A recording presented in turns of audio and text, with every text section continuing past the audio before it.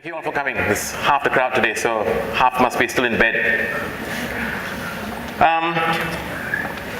First of all, I'd like to thank PAM for awarding us with the Gold Award this year. It's indeed a privilege to be here talking to you today. When I was back in university, I think it was my first year, we had a tutor and his name was Chris Woodward. He was a cocky 60 to 70-year-old retired architect. And one of the things that he said was, anything an architect does before the age of 50 is most likely rubbish. Now we all know that that's certainly not true, especially today.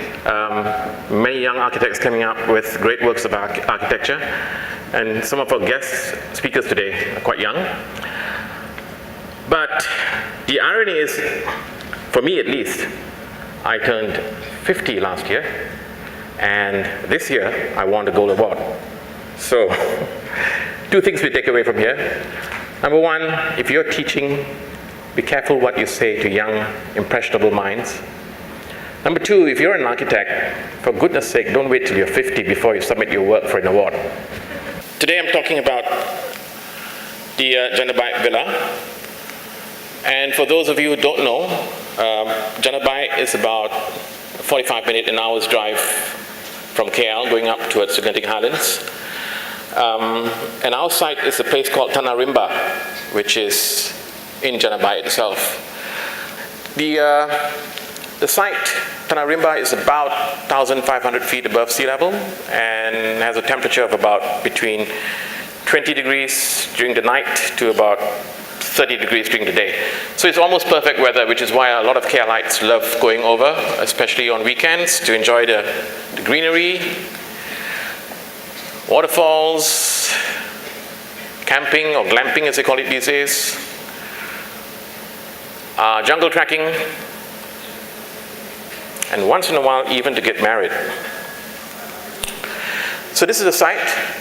Tanah Rimba is a 7,000-acre development consisting of 1-acre plots of land, and you're allowed to build one house per plot. And that little red box is where the site is. So what you can see, all that you can see here is basically the Tanah Rimba development. That's zooming in. So our client actually bought two plots of land, lots 517 and 518. This is taken from a Google Maps, so it's about a year old. You can still see it, it's still under construction. And this is a photo taken just a few months back. So today we'll be talking about 518. Anyway, 518 and 517 are pretty similar in terms of concept.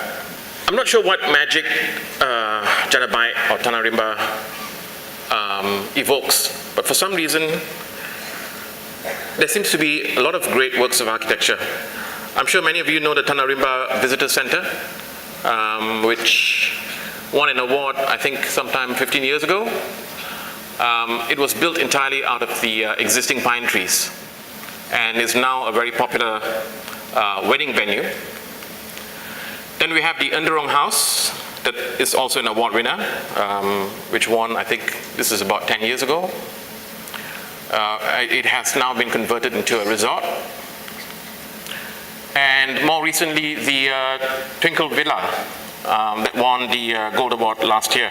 The developer's daughter happens to be an architect, and she's created a little organic farm up on the hills of Tanah Rimba. And if the price is right, she will cook for you an organic meal out of her organic farm. And this is where we had our first client consultant meeting. And that's our client, Kong and Olivia. So at this point, we realized that the expectations was very high, not only from our client's point of view, but from ours as well. So the site basically, it has an upper road access and a lower road access. It's quite steep. It has an elevation difference of about 50 feet. And that's the view from the upper road. And it's got a lovely view. It's got a view of the Genting Highlands as well as the existing greenery.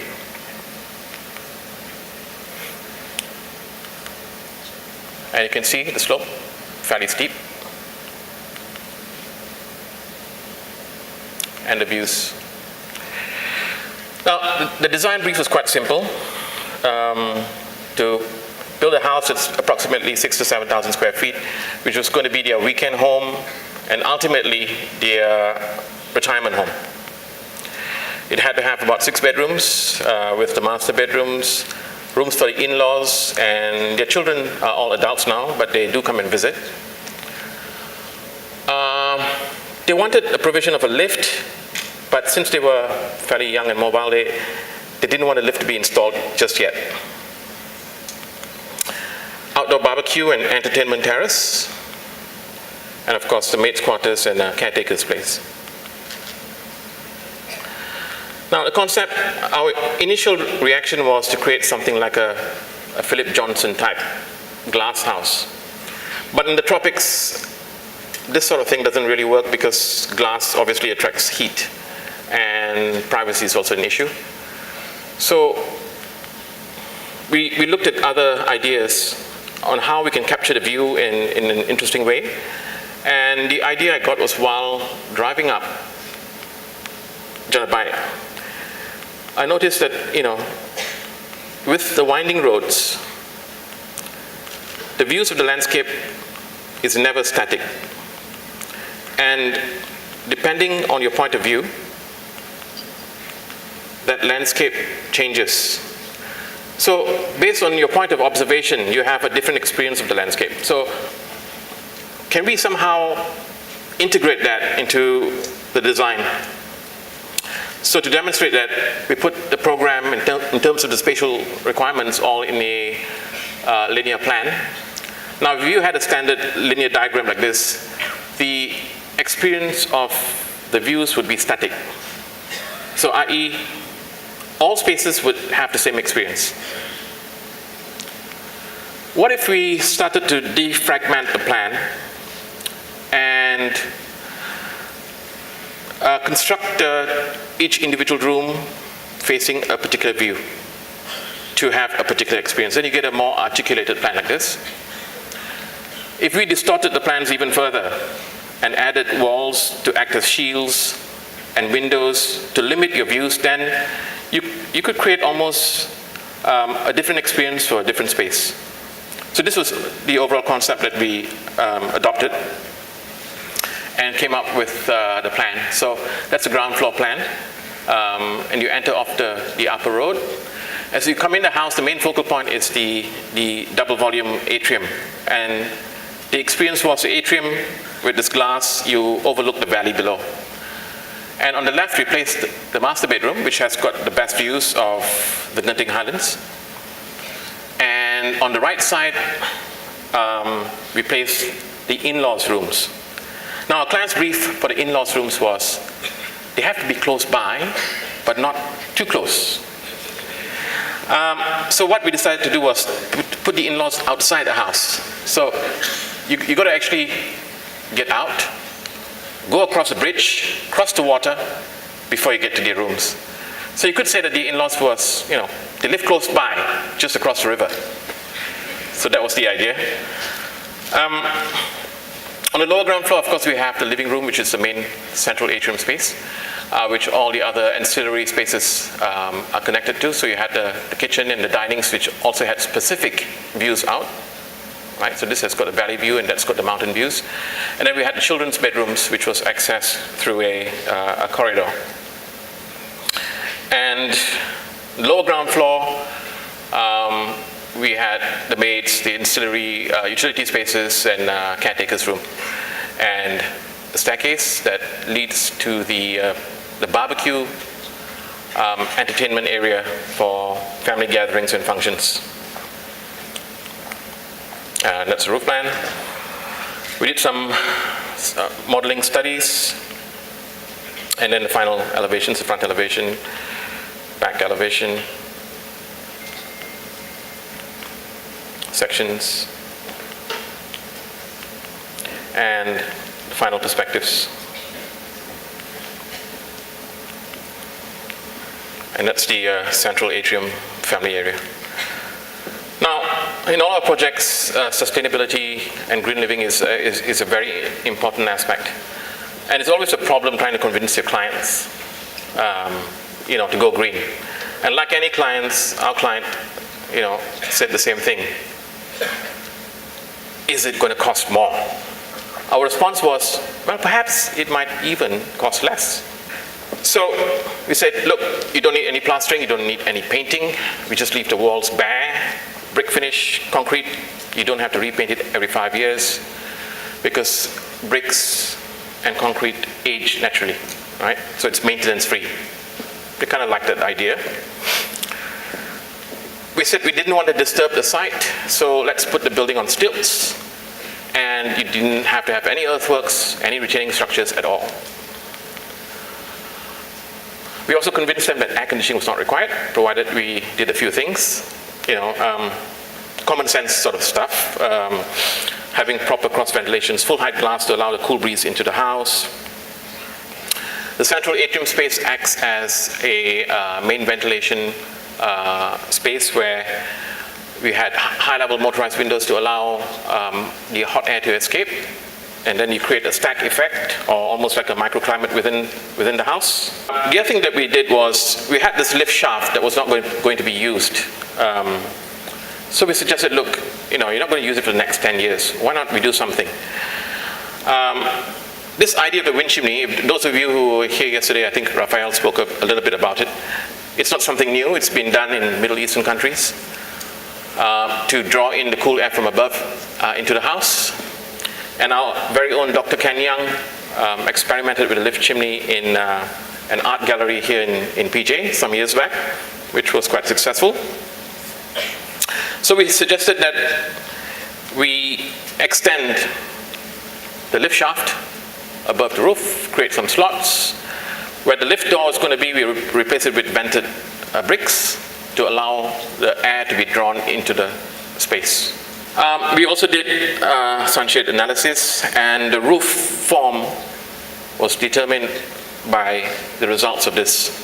So we extended the eaves, especially the western and eastern sides of the eaves had an overhang of about between 3.5 to 4 meters. The existing site had bamboo. We wanted to reuse the bamboo. Initially, we were quite, I would say, we tried to encourage the client to use it for the ceiling, the screening and all that, but in the end, due to cost reasons, we used it as features in the bathrooms as well as in the garden. We found that the site had natural spring water, probably coming from a stream high above, even during the dry season.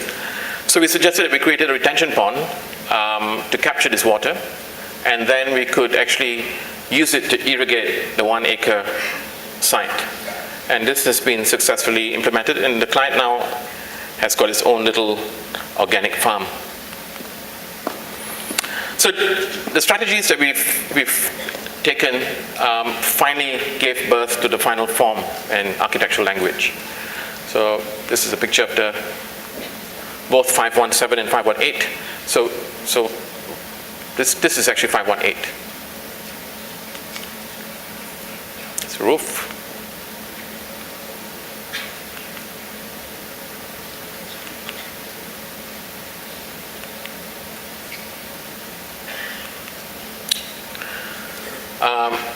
These electric fans were put in later by the client, not to keep human beings out, but to keep the monkeys out, because there was a monkey problem.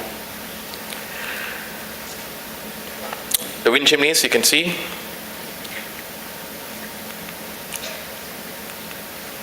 And that's the central atrium space, where we got these high-level windows that are motorized to allow air movement.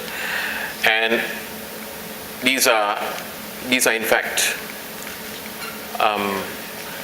not glass, they're actually insect screens. So there's free flow of air coming into the house.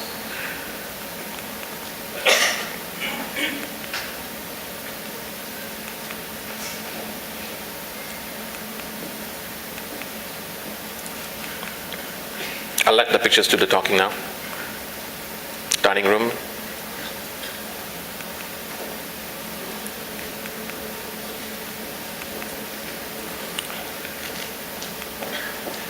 Now that's the vented brick wall where the lift door is going to be in future. So we measured that to fit exactly the lift doors. The high-level motorized windows. The master bedroom. I don't know what it is about Malaysians and their obsession with size, especially when it comes to the master bedrooms. In our original design, that area was the balcony, and the client felt that the bedroom was too small. I think now it's too big. Some of you might have noticed the air conditioning. In the end, the client didn't trust his architect and decided to still put in the air conditioning, just in case. But I'm glad to say that they've been there for the last 6 months, and so far they've not used it, so that's good.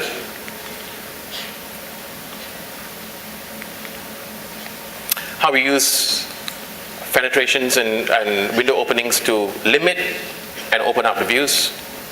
And that's the view from the master bedroom.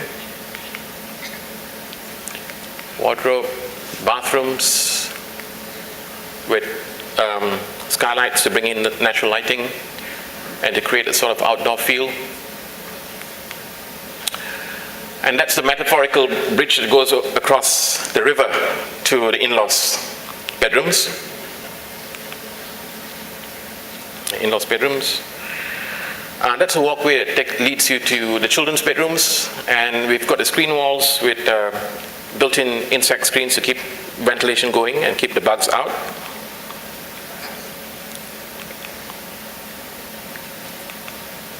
And that's the lowest ground floor, looking out into the barbecue pavilion below.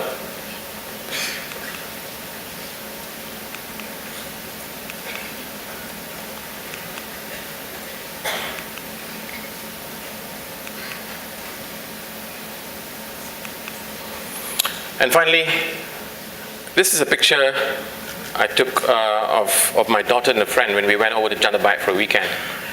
And they're standing there on a 6-meter cantilevered balcony. And it looks like the building is about to swallow them and swallow the whole forest as well. So it kind of reminds me of our role as architects and the responsibility we have in how we design and create the built environment, and how the built environment needs to coexist with the natural environment, and how to take that very seriously. Thank you.